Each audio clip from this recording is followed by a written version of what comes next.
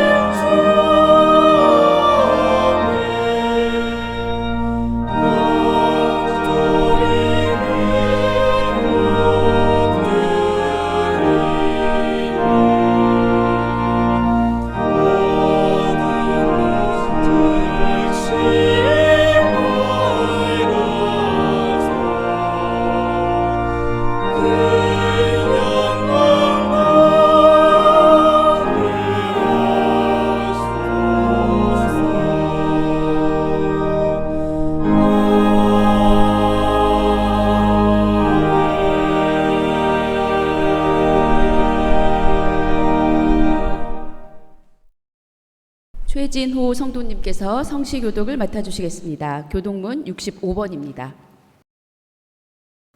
성시교독 하시겠습니다. 할렐루야 새 노래로 여호와께 노래하며 성도의 모임 가운데서 찬양할지어다. 자기를 지으신 이로 말미암아 즐거워하며 그들의 왕으로 말미암아 즐거워할지어다. 춤추며 그의 이름을 찬양하며 소고와 수금으로 그를 찬양할지어다. 여호와께서는 자기 백성을 기뻐하시며 겸손한 자를 구원으로 아름답게 하심이로다. 성도들은 영광 중에 즐거워하며 그들의 침상에서 기쁨으로 노래할지어다. 그들의 입에는 하나님에 대한 찬양이 있고 그들의 손에는 두 날 가진 칼이 있도다. 이런 영광은 그의 모든 성도에게 있도다. 할렐루야. 아멘. 김대종 성도님께서 대표 기도해 주시겠습니다. 기도드리겠습니다. 사랑과 은혜가 풍성하신 하나님 아버지, 거룩하고 복된 날 저희를 부르시고 예지연에 나와 예배드리게 하시니 감사합니다. 지난 한 주간도 세상 속에서 저희의 연약함으로 지었던 죄와 허물들을 이 시간 주님의 십자가 보혈로 깨끗하게 씻어 주시옵소서. 우리의 영혼을 긍휼히 여겨 주시고 낙심과 불안 대신 주님이 주시는 참된 평안과 기쁨을 누리는 복된 시간 되게 하여 주시옵소서. 특별히 이 나라와 민족을 위해 기도합니다. 민주주의의 꽃인 선거 과정에서 일어난 참정권 침해가 철저히 규명되고 조치되어 공정정대한 선거 제도가 확립되게 하옵소서. 정치적인 분쟁과 경제적인 어려움, 외교적인 난관 속에 하나님을 두려워하는 위정자들이 되게 하시고 온 국민이 하나 되어 어려운 시기를 극복하게 하옵소서.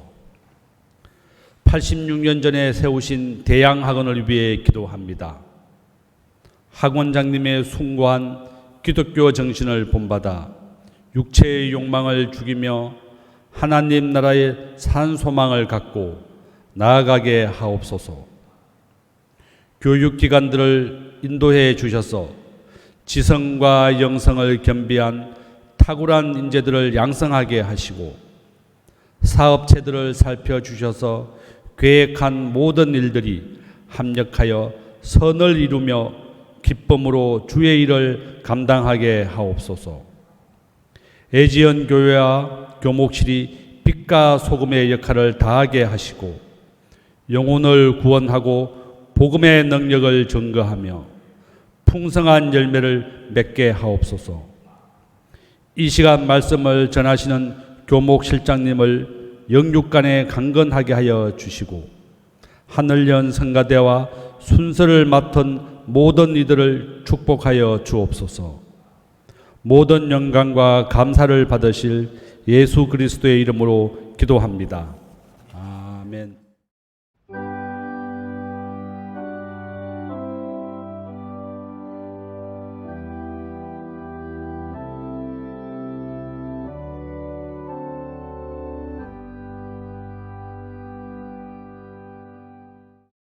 김영희 성도님께서 성경 봉독해 주시겠습니다. 오늘 우리에게 주시는 하나님의 말씀은 마가복음 5장 25절부터 34절까지의 말씀입니다. 봉독해 드리겠습니다. 12해를 혈루증으로 알아온 한 여자가 있어 많은 의사에게 많은 괴로움을 받았고 가진 것도 다 허비하였으되 아무 효험이 없고 도리어 더 중하여졌던 차에 예수의 소문을 듣고 무리 가운데 끼어 뒤로 와서 그의 옷에 손을 대니 이는 내가 그의 옷에만 손을 대어도 구원을 받으리라 생각함일러라. 이에 그의 혈루 근원이 곧 마름에 병이 나은 줄을 몸에 깨달으니라. 예수께서 그 능력이 자기에게서 나간 줄을 곧 스스로 아시고 무리 가운데서 돌이켜 말씀하시되 누가 내 옷에 손을 대었느냐 하시니 제자들이 여짜오되 무리가 에워싸 미는 것을 보시며 누가 내게 손을 대었느냐 물으시니까 하되 예수께서 이 일 행한 여자를 보려고 둘러보시니 여자가 자기에게 이루어진 일을 알고 두려워하여 떨며 와서 그 앞에 엎드려 모든 사실을 여쭈니 예수께서 이르시되 딸아 내 믿음이 너를 구원하였으니 평안히 가라. 내 병여세에 놓여 건강할지어다. 이는 하나님의 말씀입니다. 아멘. 하늘연 성가대의 찬양이 있겠습니다.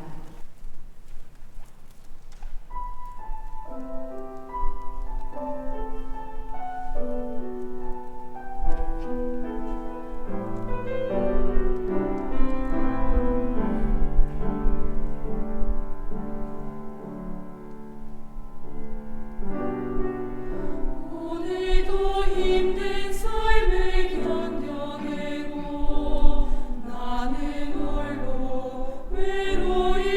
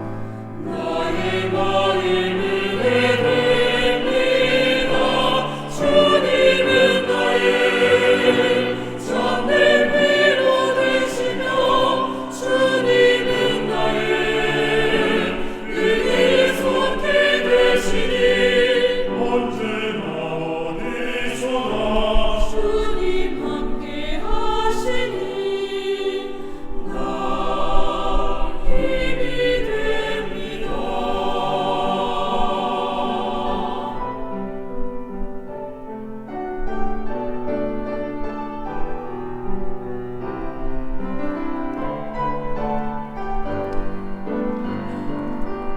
오 주님 나에게 찾아와 위로하여 주소서. 오 주님 나에게 찾아와 손 내밀어 주소서.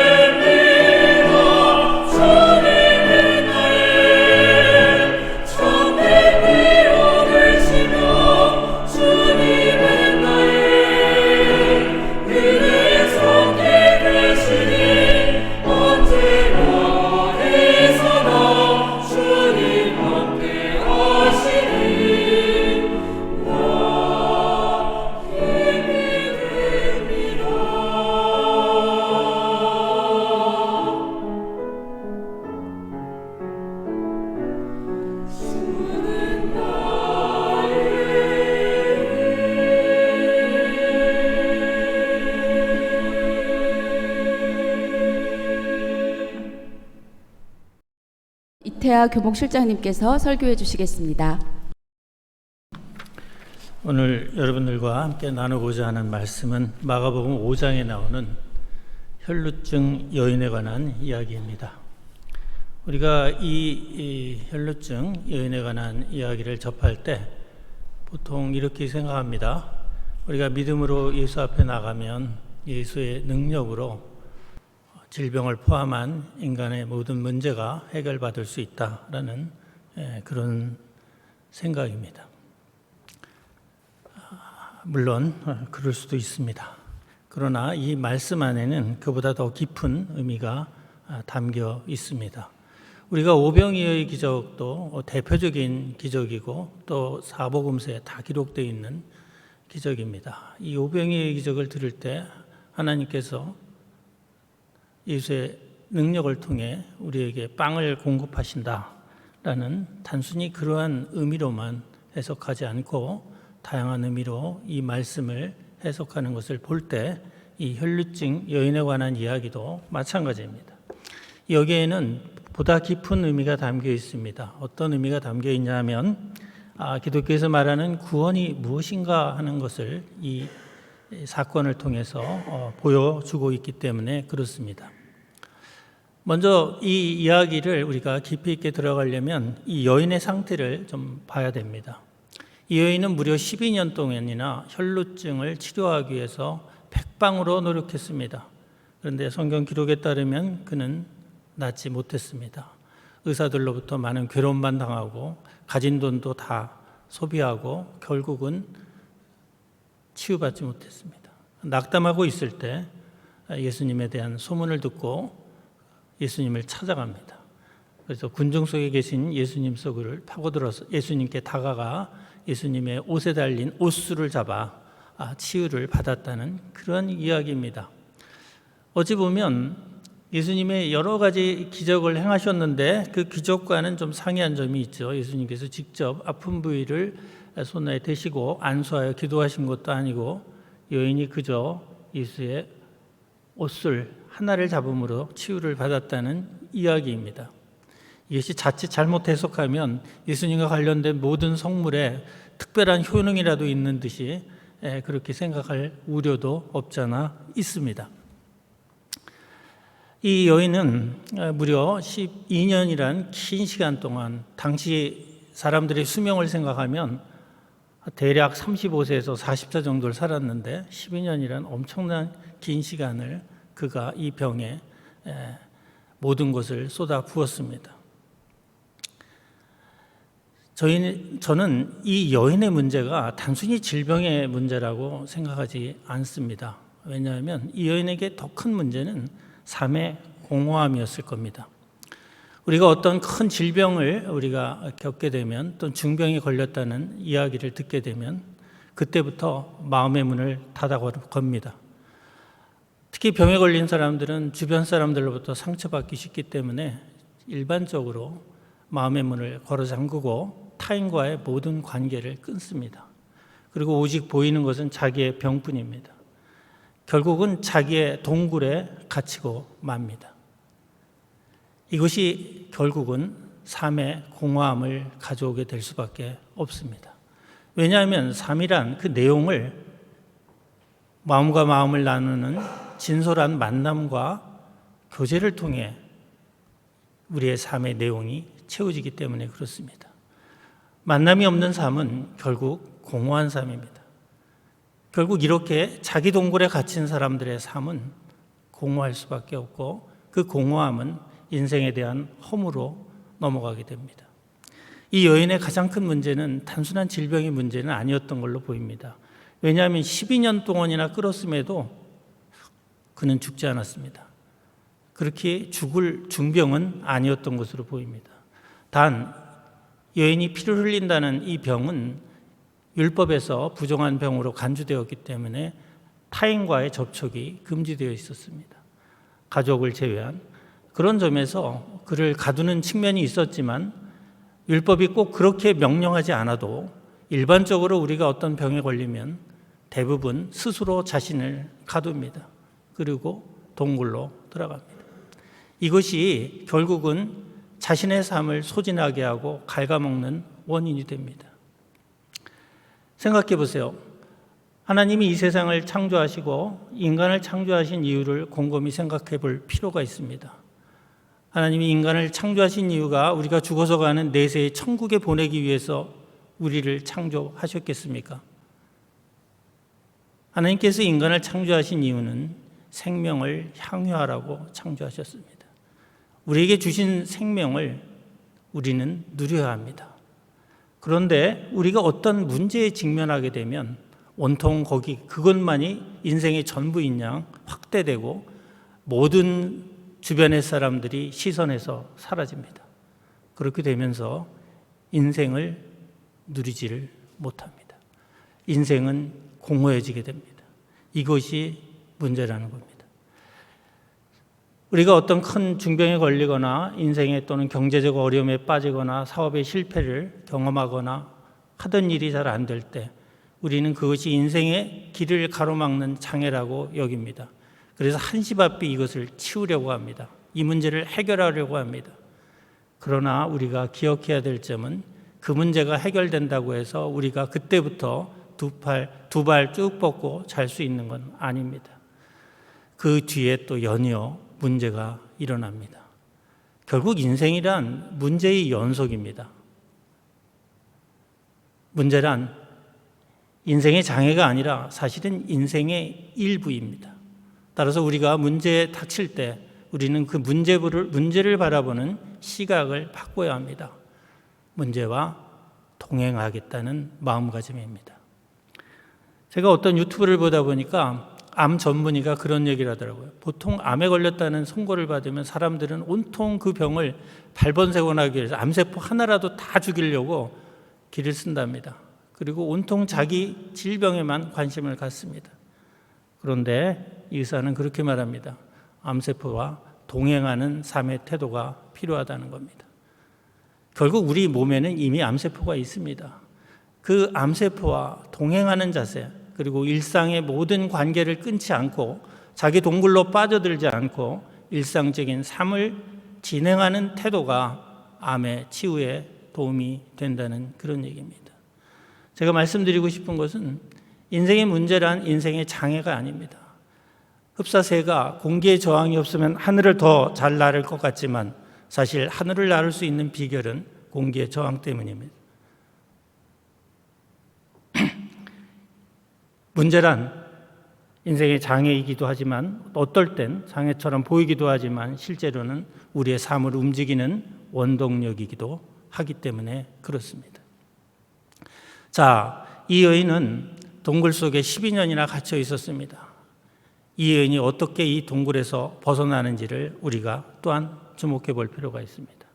먼저 이 여인은 군중 사이로 달려갑니다. 왜냐? 예수님이 그곳에 계셨거든요. 군중 사이로 들어가 예수님의 옷깃을 잡는 행동을 보여줍니다. 여기서 옷깃을 잡았다는 것은 굉장히 중요한 의미를 갖습니다. 유대인들은 옷에 겉옷을 입고 겉옷 네 끝에 옷술을 답니다. 푸른색의 실로 된 옷술을 다는데 이 옷술은 계명을 의미합니다. 율법의 계명. 이 율법의 계명을 본인이 지키겠다는 마음가짐으로 겉옷에 이 내구퉁이에 옷술을 달았습니다. 이 여인이 옷술을 잡았다는 것은 굉장히 신학적으로 또 성경적으로 의미가 있습니다. 다시 얘기하면 율법의 계명대로 살겠다는 마음가짐을 새롭게 했다는 그런 의미가 되기도 합니다. 또는 하나님의 말씀을 따르겠다는 그러한 믿음을 보여준 것으로도 이해할 수 있습니다. 그러면 이 여인이 잡은 하나님의 말씀은 무엇일까요? 구약에서 신약까지 이어지는 모든 성경을 관통하는 율법조항 613개 중에 가장 중요한 두 개의 계명이 있습니다. 하나는 하나님을 경외하라는 것이고 두 번째 계명은 이웃을 사랑하라는 계명입니다. 이 두 개의 계명으로 요약될 수 있습니다. 이 두 번째 계명, 특히 하나님을 경외하라는 첫 번째 계명은 우리가 듣기에는 그럴듯하게 들리지만 굉장히 추상적입니다. 왜냐하면 하나님을 볼 수가 없는 존재, 하나님은 우리가 눈으로 볼 수 없는 존재입니다.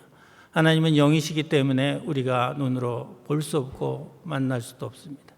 그런 점에서 성경은 또한 이와 같이 가르칩니다. 하나님을 본 자가 아무도 없으니 너희 이웃을 사랑함이 곧 하나님을 경외함이라고 가르칩니다. 결국 이웃사랑 하나로 요약이 됩니다. 결국 이웃 사이에 들어가 군중 사이에 들어간다는 건 곧 이웃 사이로 들어가 이웃과 더불어 살라는 그런 말씀이기도 합니다.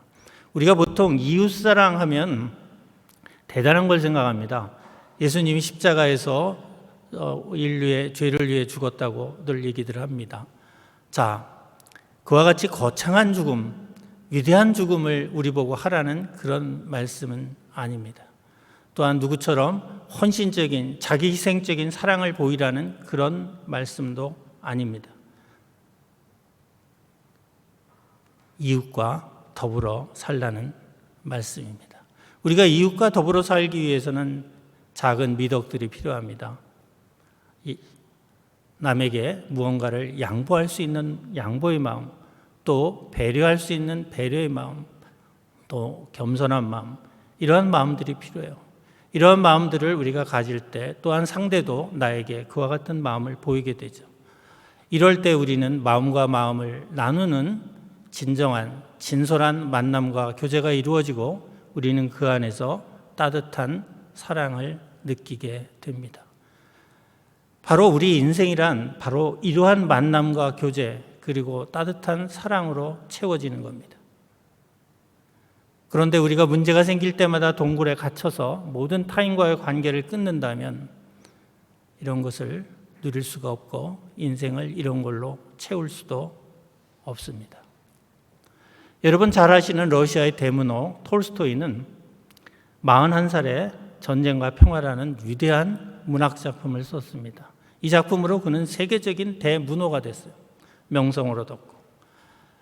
톨스토이는 러시아의 대지주의 아들로 태어나 평생을 부귀영화를 누리고 살았습니다. 수많은 농노들이 있었고 농사를 져주는 많은 농노들이 그의 집안에도 있었습니다. 그런데 그가 45살이 되던 해 그의 둘째 아들이 사망합니다. 그리고 연이어 두 자녀를 또 잃었습니다. 49살 때까지 무려 4년 동안 3명의 자녀를 잃었고 그가 일찍 어머니를 여했는데 어머니 대신 그를 키워준 숙모가 그해 돌아가십니다. 그는 주변에서 많은 죽음을 목격하면서 인생을 되돌아보기 시작합니다. 그러면서 인생에 대한 깊은 회의에 빠졌습니다. 그가 이 세상에 남긴 그 어떤 것도 그의 인생을 채우지 못한다는 것을 깨닫기 시작합니다. 우리 종종 그런 생각해 보지 않으십니까? 내가 이 세상에 아무리 위대한 업적을 쌓은들 얼마 지나지 않아 모두에게서 잊혀질 것이고, 또 그러한 위대한 업적들이 많은 인류에게 도움이 준다고 할지라도 결국 인류 자체도 기껏해야 10,000년 후에는, 또는 더 길게 잡아 10만 년 후에는 이 지구상에 아무것도 남아있지 않을 겁니다. 결국 우리가 한 것은 무엇일까요? 우리가 죽어서 천국 간다 하지만 천국 갔을 때 우리가 이 땅에서 한 업적이 무슨 도움이 되겠습니까?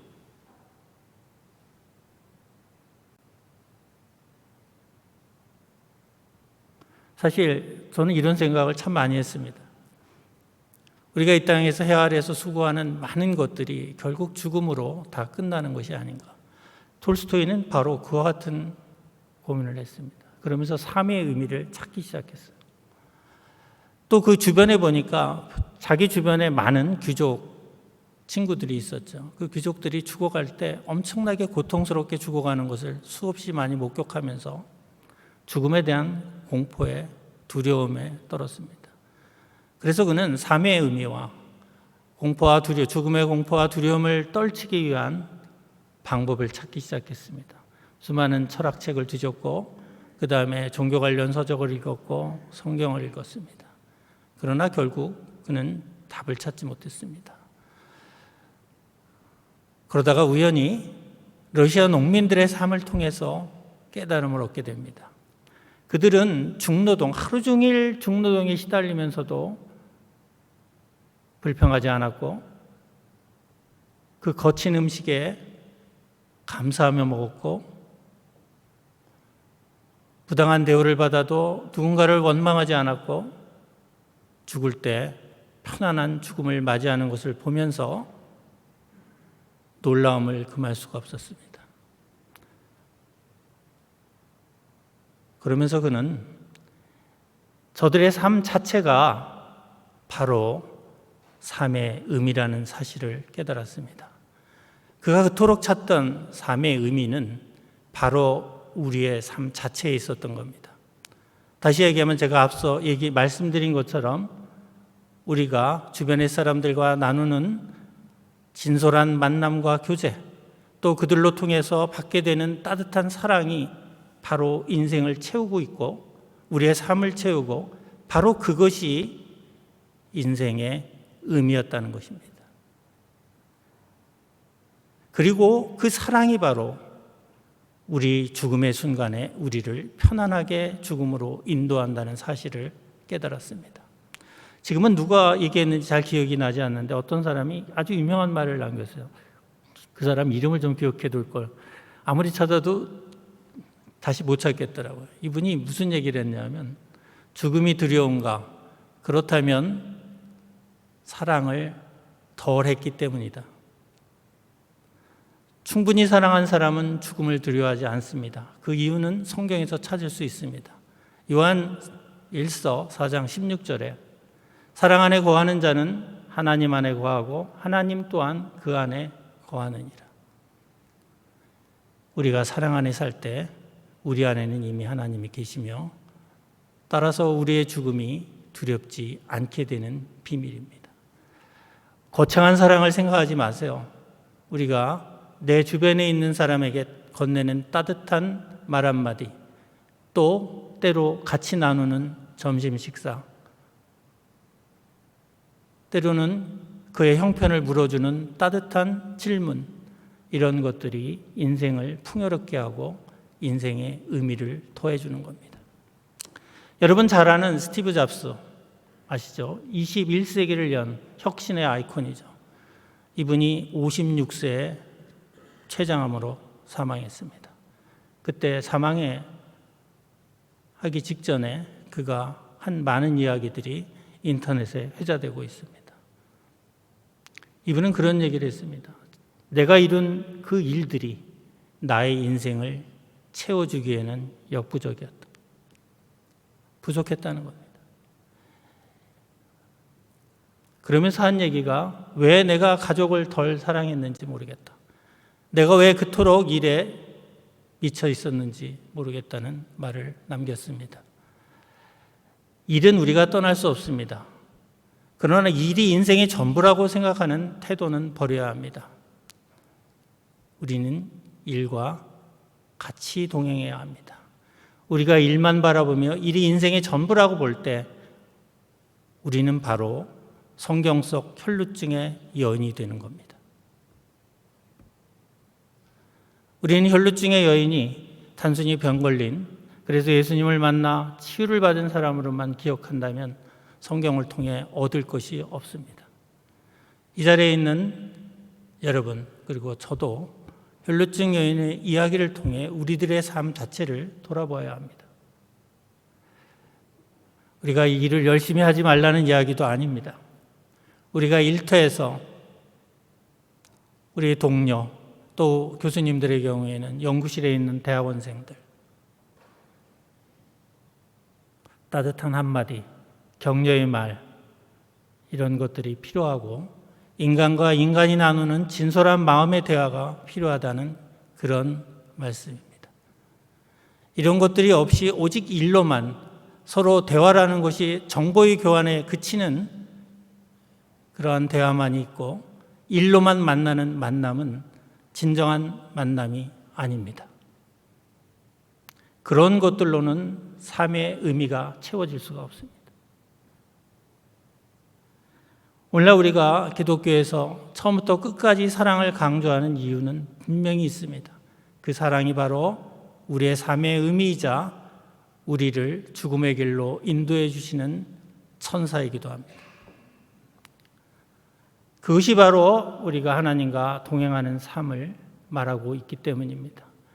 우리가 우리 삶 가운데서 누구에게 따뜻한 말 한마디, 누구에게 따뜻한 식사 대접, 또 누구와의 따뜻한 눈인사, 이런 것들을 늘 나눠야 합니다. 만약에 이것이 빠져 있다면 우리는 지금 혈루증에 걸린 여인입니다.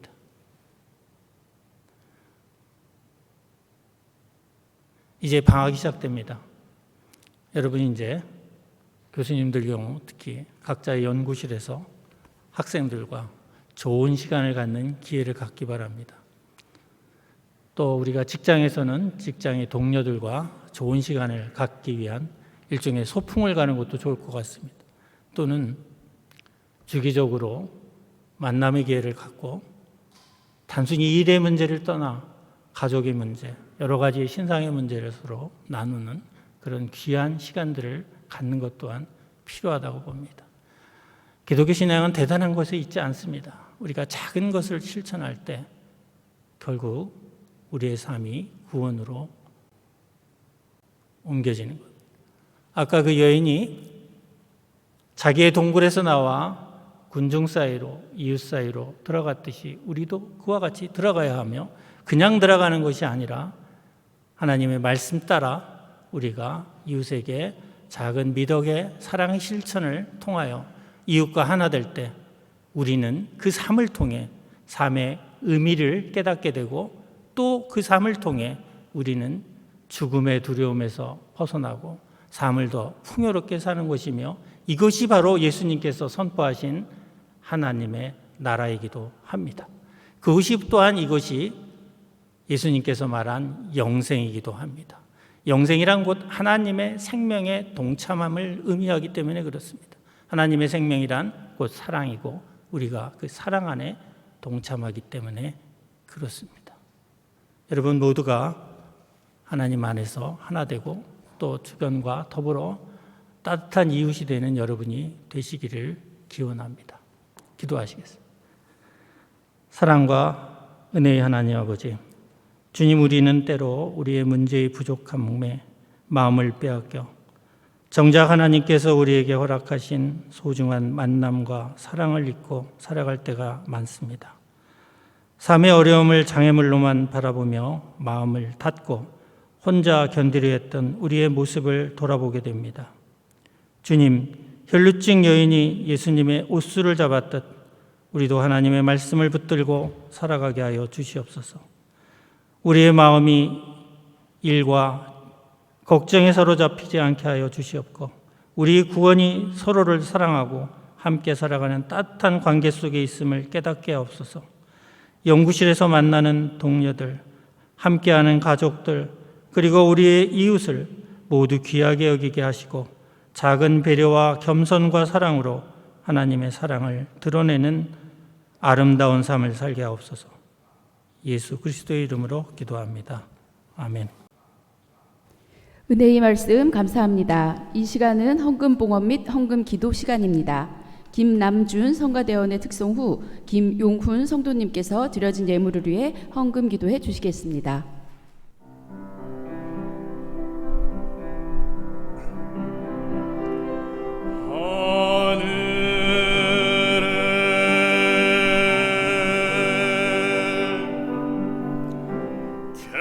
계신 아버지,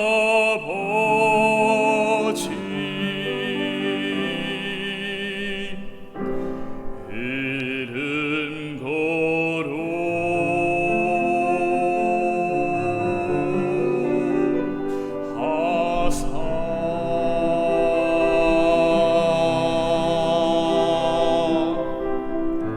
주님 나라 임하시고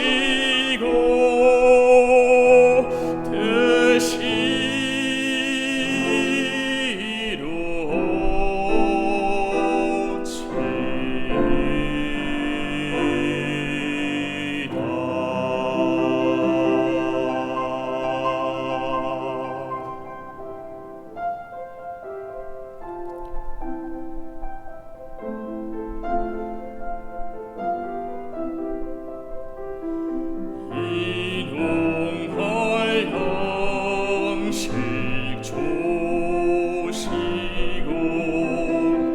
우리들의 큰 죄 다 용서하옵시고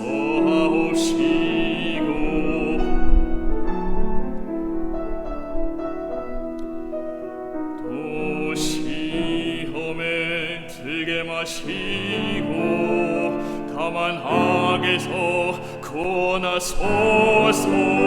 대개 주의 나라 주의 권세 주의 영광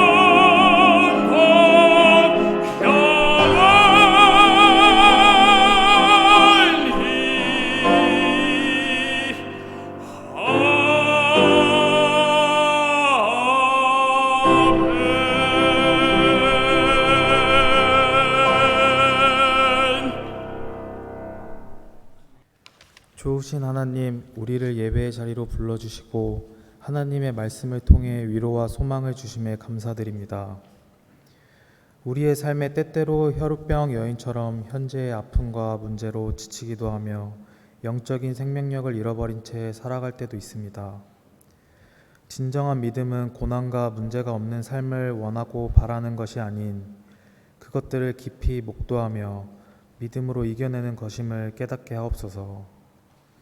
언제나 우리와 함께 하시는 성령님을 사모하며 어려움 가운데 다시 일으켜 세워주심을 신뢰하게 하옵소서. 이 시간 주님께 감사의 마음으로 예물을 올려드립니다. 이 예물이 가난한 이웃과 환난 중에 있는 성도들과 하나님 선교를 위하여 귀하게 사용되게 하옵소서. 주님께만 영광 돌리는 이 예배를 흠양하시고 우리에게 하늘의 신령한 복과 땅의 기름진 복으로 채워 주옵소서. 예수님의 이름으로 기도합니다. 오늘도 우리 애지연 교회에 나와서 예배해 주시는 분들 깊이 감사를 드립니다. 하나님이 주시는 은혜와 평강이 가득하시길 빕니다. 설교해 주신 교목시장님 말씀 감사하고요. 우리 성가대 찬양 김남준 대원의 찬양 감사를 드립니다. 무엇보다 작은 사랑을 실천할 때 하나님을 사랑하고 또 이웃을 사랑하는 그런 일들이 우리의 일상 가운데 가득하시길 빕니다. 6월의 기도 제목 나타나 있습니다. 나라를 위해서 또 우리 교육기관 사업체, 우리 교목실 또 애지원교회 위해서 합심해서 기도해 주시기 바랍니다. 방학 기간에 우리 교목실은 월요일에 항상 모여서 함께 기도하고 있습니다. 기도 제목이 필요하신 분들 있으시면 언제든지 알려주시면 함께 간절히 기도하도록 하겠습니다. 교회 계좌번호가 화면에 나타나고 있습니다. 참조하셔서 봉헌하시기 바랍니다. 주일 예배 순서자들이 나타나고 있습니다.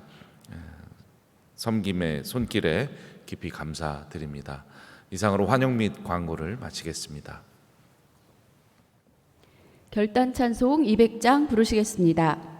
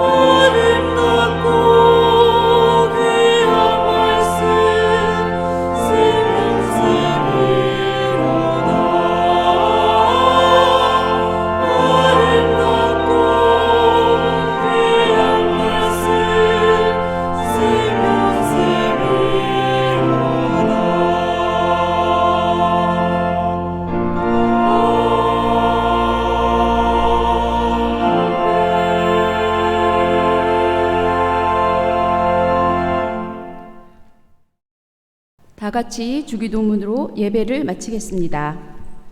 하늘에 계신 우리 아버지, 아버지의 이름을 거룩하게 하시며 아버지의 나라가 오게 하시며 아버지의 뜻이 하늘에서와 같이 땅에서도 이루어지게 하소서. 오늘 우리에게 일용할 양식을 주시고 우리가 우리에게 잘못한 사람을 용서하여 준 것 같이 우리 죄를 용서하여 주시고 우리를 시험에 빠지지 않게 하시고 악에서 구하소서. 나라와 권능과 영광이 영원히 아버지의 것입니다. 아멘.